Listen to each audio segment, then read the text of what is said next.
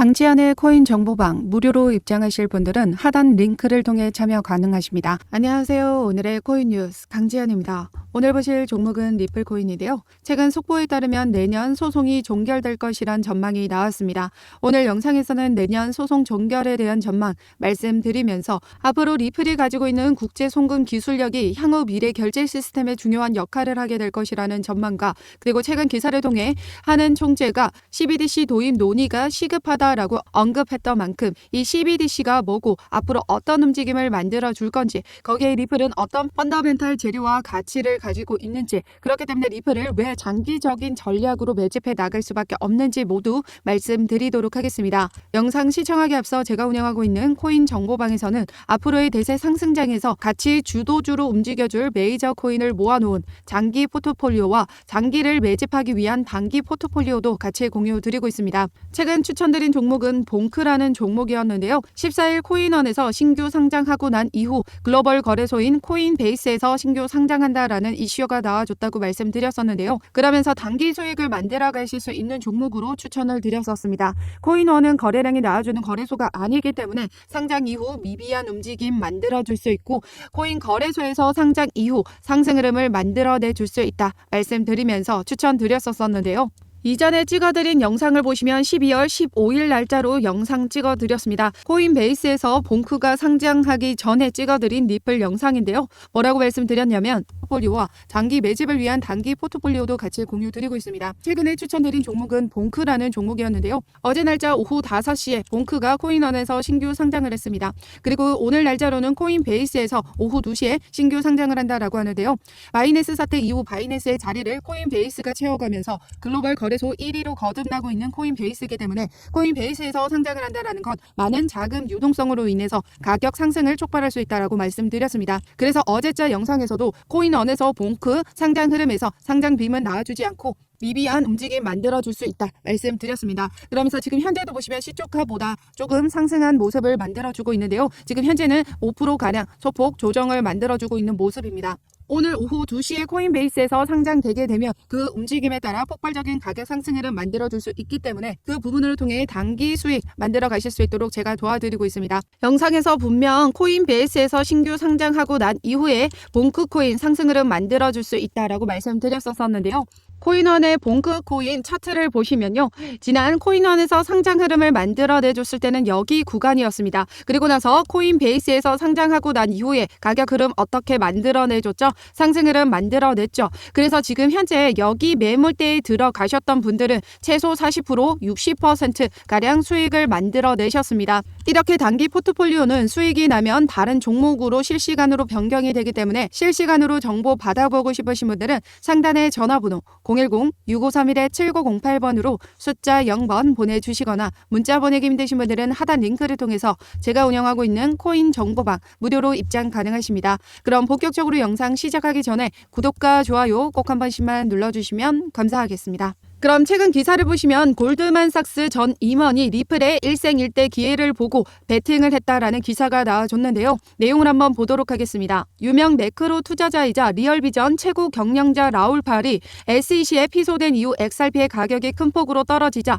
라울 팔은 일생일대의 기회라고 생각해 XRP를 매수했고 지금 현재도 그 보유량을 유지하고 있다라고 언급했습니다. 그러면서 그는 위기가 찾아왔다. 가격은 완전히 폭락했지만 체인의 실제 사용 사례를 통해 활기찬 커뮤니티가 있다라는 걸 알 수 있었다. 유령 사용이 아니라 실제 사용이 이루어지고 있으니 이제 자본을 투입할 때이다 라고 언급했습니다. 리플의 펀더멘탈과 가치 부족 때문에 하락한 게 아니라 실질적인 성과는 거듭내고 있으나 SEC 기소 내용과 같은 악재 요인으로 인해서 가격 하락 흐름을 만들어냈었다라는 거죠. 그렇기 때문에 이 소송 리스크만 해소가 된다라고 하면 리플은 폭발적인 가격 상승을 만들어줄 수 있다라는 겁니다.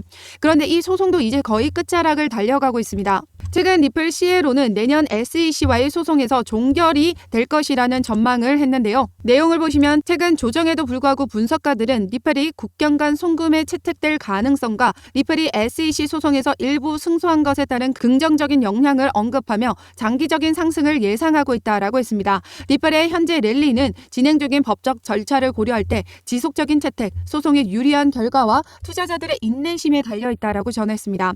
그러면서 최고 법률 책임자는 이렇게 2024년도 리플에 대한 SEC의 잘못된 소송은 마침내 종결이 될 것이라고 전망했습니다. 이 소송 관련해서는 제가 계속해서 언급해 드렸던 내용입니다. 지난 미 법원에서 리플과 SEC 간에 내년 2월까지는 합의안을 마련하라라고 명령이 내려진 부분이기 때문에 지금 현재도 협상을 진행하고 있다라는 거죠. 그러면서 SEC가 리플에게 어떤 요구를 했었나요? 바로 벌금으로 7억 7천만 달러를 요구했습니다. 그런데 이 7억 7천만 달러는 지금 기관 투자자들에게 판매한 XRP의 규모입니다. 전체 규모로서 리플의 사업 비용과 그리고 미국 외 지역의 기관 투자자들 판매액은 제외를 해야 된다라는 거죠. 왜냐하면 SEC에 관할 거는 미국 내로만 제한되어 있기 때문에 지금 XRP의 대다수의 판매액은 미국 외에서 일어났습니다. 그렇다라는 건 약 5% 정도의 금액만이 벌금으로 책정할 수밖에 없다라는 뜻이고 7억 7천만 달러가 아닌 그 이하의 금액으로 벌금을 책정할 수밖에 없을 것이다라는 거죠. 그럼 이 7억 7천만 달러의 5%가량의 벌금 수준은 약 3천만 달러 수준 정도가 되는데요. 그래서 친리플 변호사인 이 존 디튼이 SEC 소송에서 2천만 달러 미만의 합의금을 내게 된다면 99.9% 리플의 승리라고 말했다라고 하죠. 그렇기 때문에 SEC와 리플의 소송 금액은 7억 7천만 달러는 완벽한 무리가 있는 금액이죠. 그런데 이전에 리플이 어떤 말을 한 적이 있냐면 2억 5천만 달러까지는 벌금으로 지불할 의향이 있다라고 발언도 했었습니다. 그렇기 때문에 이 부분까지 서로 협상이 되고 합의가 된다라고 하면요. 합의는 진행될 수밖에 없겠죠. 리플 입장에서도 더 소송을 끌고 나가기보다는 합의로 마무리를 짓고 규제의 명확성을 가진 코인으로 사업을 더욱더 확장시켜 나가는 게 리플에게도 득이 될 것이다라는 거죠. 그렇기 때문에 합의는 진행될 수밖에 없을 것이고 내년 4월 정식 판결에서도 결국 SEC는 항소할 수 없을 것이다라고 말씀드렸었죠. 왜냐하면 내년에 미국 대선이 예정되어 있습니다. 그 대선에서 지금 경선 후보들이 모두 하나같이 SEC를 지금 비난하는 발언들이 쏟아져 나오고 있습니다. 암호화폐 찬성과 산업 성장을 지원할 것이다라고 하면서 악의적인 행위 가 아닌 전체 프로토콜 사업 방식을 제재하는 건 위헌이라고 강조했죠. 지금 현재 이런 방식의 규제를 하고 있는 게 SEC의 현 규제 방식입니다. 그러면서 또 다른 경선 후보는 미국 암호화폐 규제가 뒤처졌다라고 하면서 지난 FTX 사태가 터진 건 바로 지금의 SEC의 프레임워크가 작동하지 않는다라는 걸 보여준다라고 했습니다. 그래서 미 하원 의원 역시 SEC의 암호화폐 제재 예산 삭감까지 추진한다라고 했죠. 규제를 남용하고 있다라는 겁니다. 지금 정작 중요한 사기는 막아내지 못했고 규제만 계속 남용하면서 소송 비용만 막대하게 지출해 나가고 있다라는 거죠. 그렇기 때문에 최근 바이낸스 사태가 터지면서 CFTC의 명성은 높아졌습니다. 하지만 SEC의 입지는 더욱더 줄어든 상황이죠. 그렇기 때문에 SEC는 지금 현재 리플과의 소송뿐만 아니라 다른 암호화폐 기업들과도 소송을 진행하고 있습니다.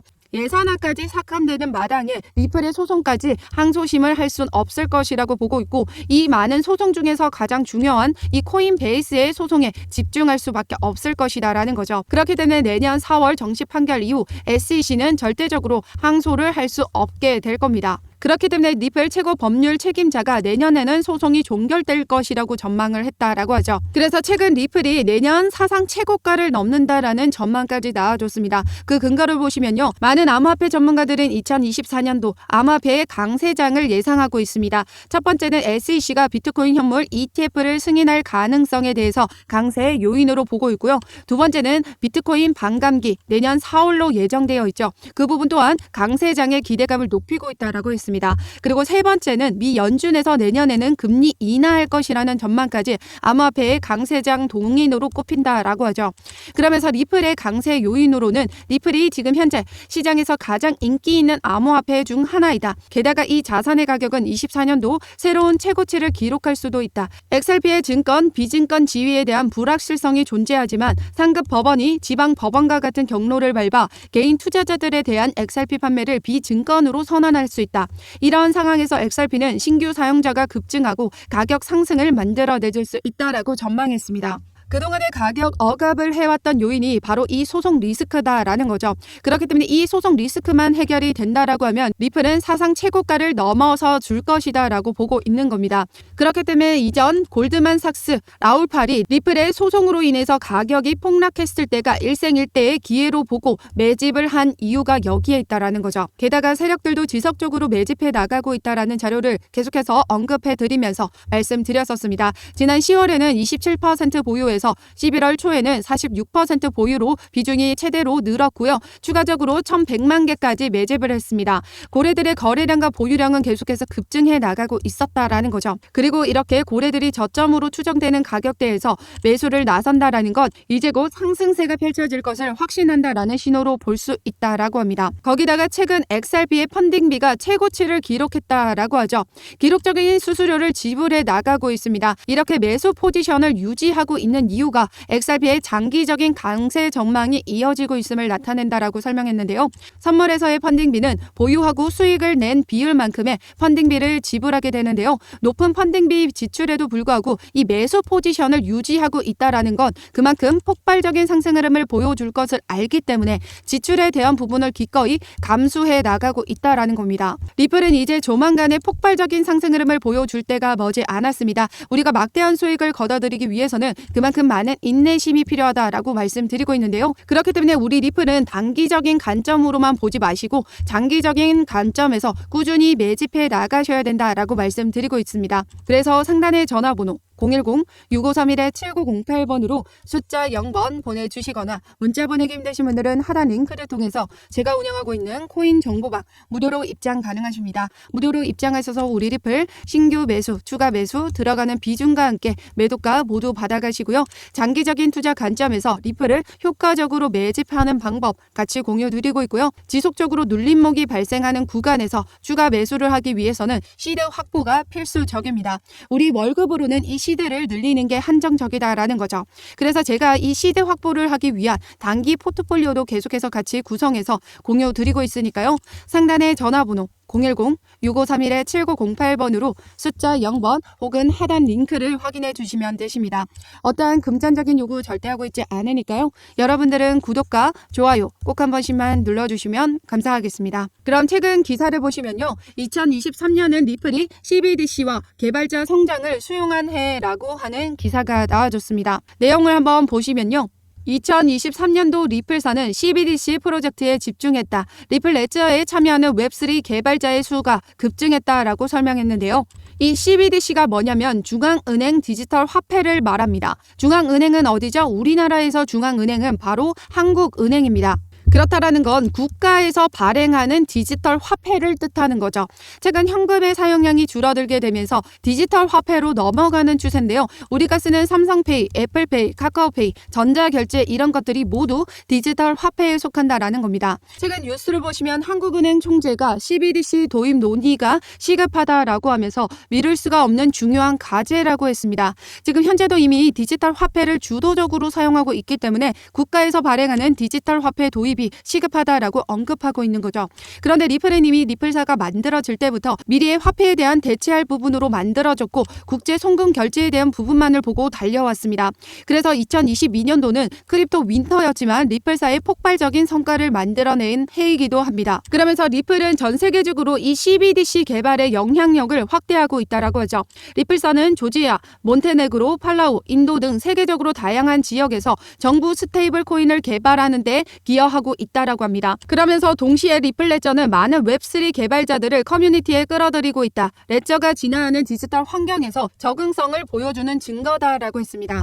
리플사의 CBDC로 전략적 전환과 리플 레저의 강화된 기능은 블록체인과 핀테크 분야에서 상당한 발전을 보여준다. 이런 움직임은 전통적인 핀테크 기업들이 디지털 금융에서 서비스를 다양화하고 새로운 길을 개척하는 데 더 광범위한 추세를 보여준다라고 하죠. 앞으로의 리플의 생태계가 더욱더 발전을 하고 그 가치가 높아질 것이라는 의미이기도 한데요. 이미 이전에 백서 자료를 통해서 전 세계적으로 이 CBDC 간의 XRP가 제격이라는 기사 계속해서 언급해 드렸었는데요. 그만큼 리플의 펀더멘탈이 강력하다라는 겁니다. 내용을 보시면 이 백서에서는 서로 다른 CBDC를 연결하는 용도로 리플을 활용할 수 있다라고 강조했습니다. 서로 다른 CBDC는 뭘까요? 바로 미국에서의 화폐와 우리 한국에서의 화폐가 다르듯이 서로 다른 국가에서 발행하는 CBDC 역시 다를 것이다 라는 거죠.